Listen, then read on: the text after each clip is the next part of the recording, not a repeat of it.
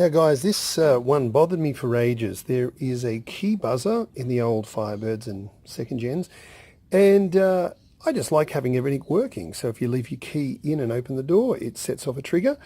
Now what it is, on your ignition, there's your ignition barrel there, there's a little pin just down here. So when you insert your key, what happens is that little pin pushes down. As you can see right there, pin pushes down. Now these barrels, they get a bit old, they get a little bit worn, they get a bit sloppy. Now how does that actually work? Well, it's pretty simple. There's a little micro switch that looks like this, and this actually contacts against that unit there. So what happens is whenever you push the key in, its design is that it pushes down this little button here and it contacts, creates a circuit, and that circuit actually contacts the back of these. You'll actually find there's a couple of terminals just here. So these actually rest against there, like such. And what that does is that senses whether the key's in the ignition and the door's open and sends off your alarm. So if it's not your wiring, not your buzzer, which are easy to test, simply apply 12 volts to the buzzer, you know if that works. Check your continuity on your door switch. It may be this. Now, because my lock is a bit old and sloppy, you'll notice that obviously we've got to somehow try to make this just a tad more sensitive. Now to do that isn't that hard. There's one little contact there that comes up. All you want to do is bring that contact up just a fraction more than where it's normally supposed to be. And what will happen is you'll actually just recalibrate its sensitivity.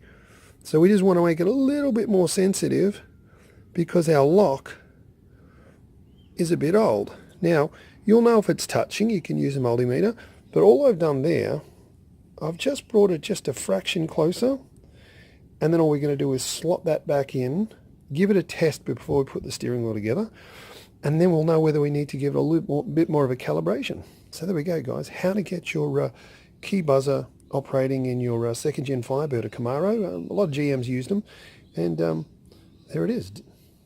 Easy to do. All right, occasionally you'll find your lock, when it's in and screwed and everything else, will have a bit of play back and forwards. It'll feel sloppy.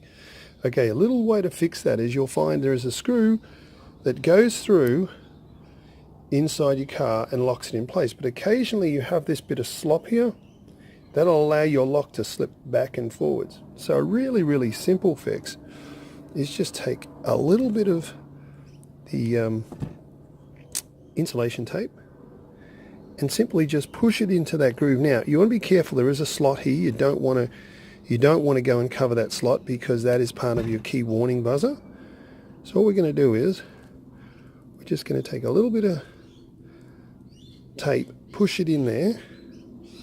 So all we're going to do here is just fill in a little bit of that. So it adds a bit of tension. So when you put your screw in, all that's going to happen is the screw's going to fit a lot harder, and it's got a bit of cushioning against it. Now you can add a couple of layers. It's not really going to matter. You're not going to see this.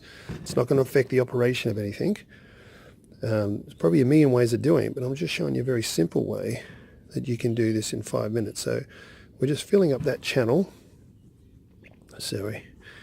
And we're just going to tape it down. So what we're doing is just making that channel a bit tighter, so when we put the screw in, there's not much back and forward slop. So just add a couple of layers till you get it right, and you're going to find when you put your lock back together, amazingly your lock's going to be nice and firm and not wobbly anymore, and it'll still function like it did before. So there we go. 3 pieces should be enough. That's taken all that slop out of there. We'll stick it back in the car and see if it's tight.